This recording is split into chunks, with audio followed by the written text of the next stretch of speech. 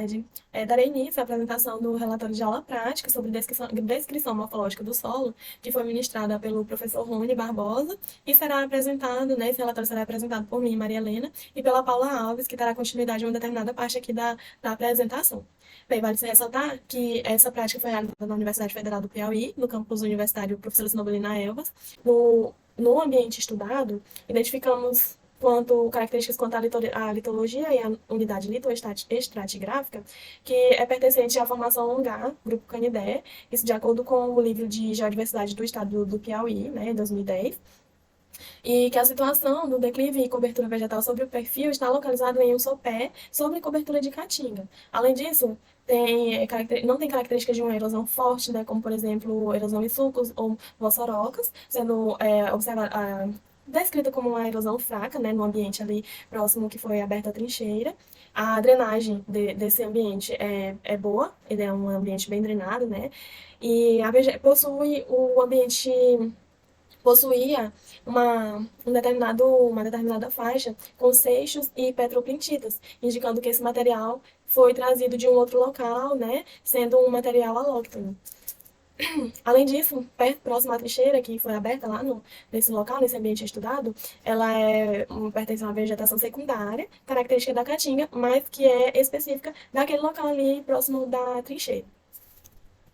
Bem, para a descrição morfológica, né, deve seguir a sequência para o exame morfológico, como, por exemplo, para fazer a descrição dos horizontes, avaliando a cor, para poder identificar cada horizonte, a diferença de cada horizonte, ou a estrutura, ou mesmo a textura, com auxílio de uma faca e passando essa faca no solo, até encontrar a diferença de textura, quando não é possível diferenciar a cor.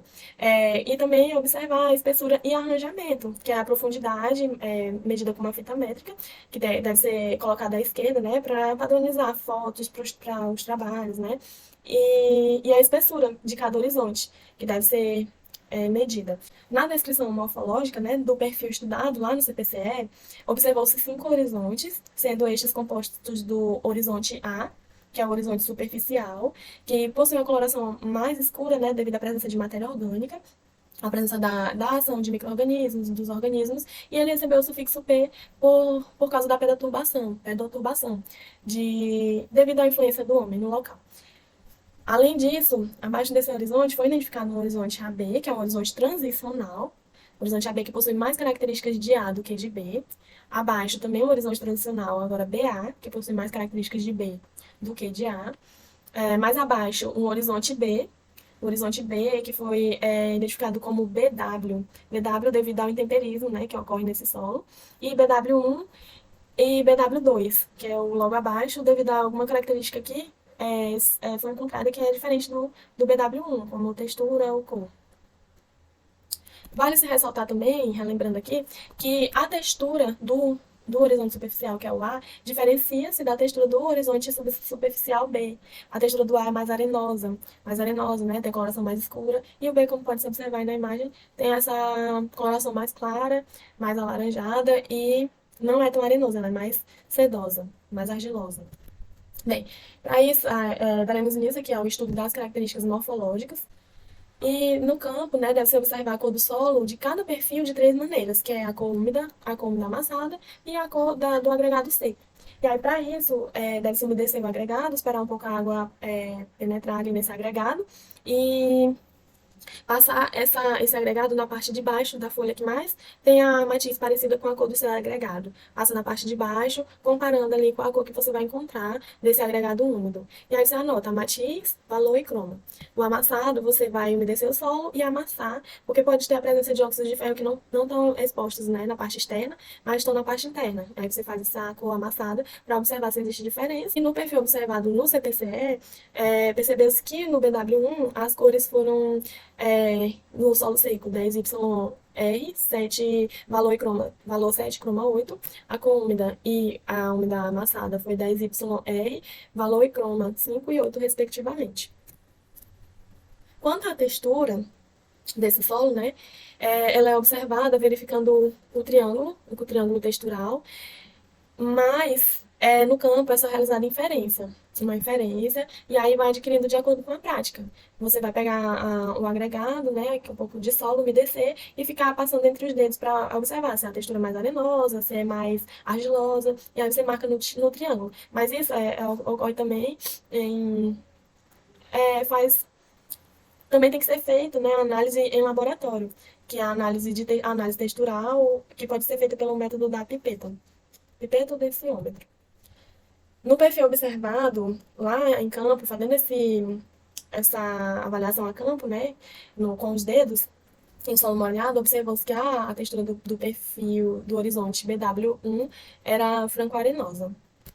E quanto à estrutura dos solos, a estrutura ela está relacionada à quantidade de areia, silt e argila, assim como a textura também. Só que na estrutura, ela diz mais respeito à ligação que tem entre essas três partículas do solo, com óxidos, com carbonatos, com sílica. E aí, essa estrutura ela pode ter formas diferentes, né? Como blocos, pode ser laminar, que lembra mais assim uma lâmina, prismática, que lembra um prisma, ou granular.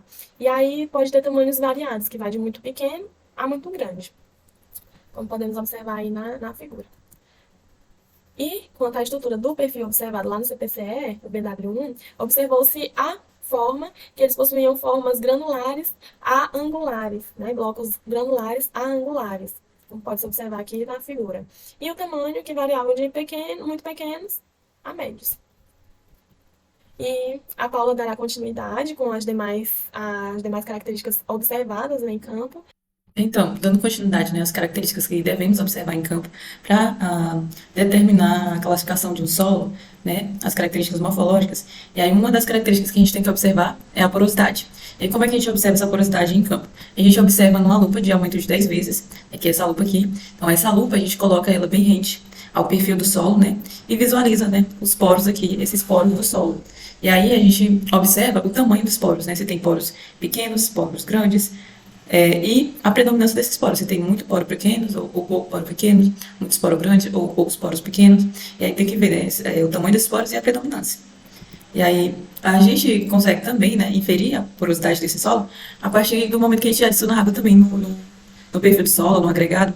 Que, como a gente observa aqui nesse vídeo, quando a gente adiciona água, a gente percebe que a água, o agregado, né, ali absorve a água rapidamente, mostrando que esse solo é muito poroso e que tem uma boa drenagem. Então, isso determina, né, essa boa drenagem.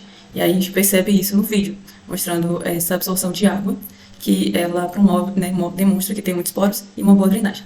E aqui no perfil do solo observado, né, que a gente observou o perfil BW1, a gente viu que o solo é muito poroso e tem uma boa drenagem. Outra característica que é importante para distinguir, né, um solo de outro, né, na classificação, é a serosidade, né, que a serosidade significa uma característica serosa de brilho do solo.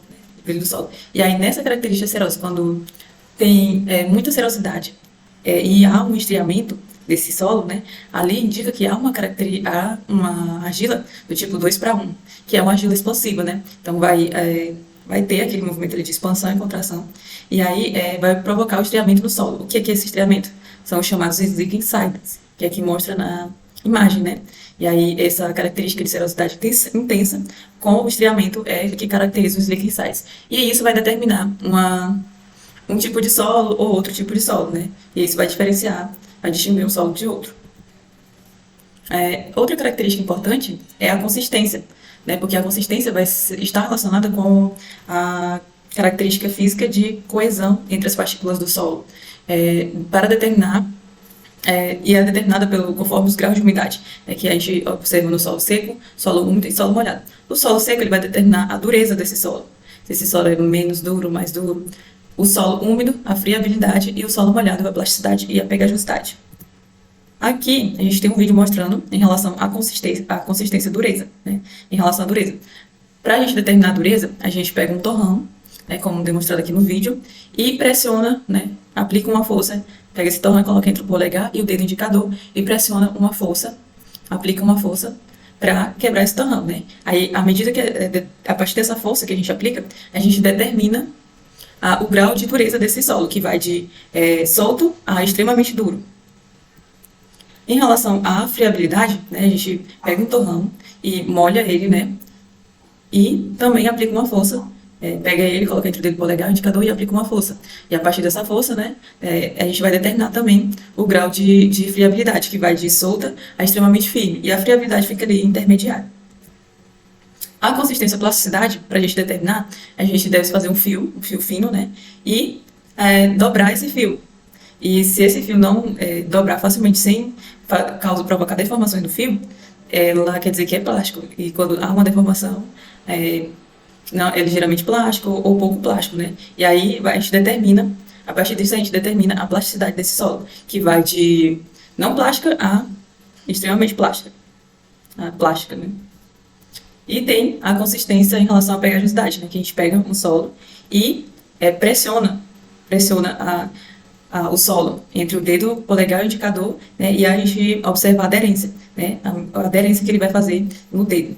E a partir dessa aderência a gente determina o grau de pegajosidade, que vai de não plástico a muito plástico. E aí no perfil observado, né, a gente realizou todas essas análises morfológicas para determinar essas características de dureza, esses graus de dureza, friabilidade, plasticidade e pegajosidade no perfil observado BW1, né, e aí em relação à dureza, deu ligeiramente dura, porque quando a gente pressionou, a gente aplicou uma certa força para quebrar o torrão, né, de ligeiramente dura. Friabilidade, que a gente aplicou uma força também moderada, e aí o torrão se deformou, por isso foi friável. Plasticidade, ligeiramente plástica, né? Porque quando a gente fez o fio e dobrou, houve uma deformidade, mas só que houve um pouco de plasticidade, então foi ligeiramente plástico. E pegajosidade também, a gente, quando pressionou, houve uma pequena aderência, e aí foi ligeiramente pegajosa. Além dessas outras características que a gente já falou, né? Que é importante a gente realizar no campo, tem outras características também que são importantes na classificação de um solo, que é a cimentação, nódulos e concreções e magnetismo. Importante a gente destacar que, além dessas características morfológicas que a gente faz no campo, a gente tem que retirar amostras para fazer análises químicas e físicas, porque a classificação do solo só é determinada a partir da junção, né? A partir disso de tudo, das características morfológicas, das características físicas e químicas, que a gente vai poder classificar um solo. E essa foi a nossa apresentação, né, nosso relatório final sobre a prática de descrição morfológica de um perfil do solo. Muito obrigada.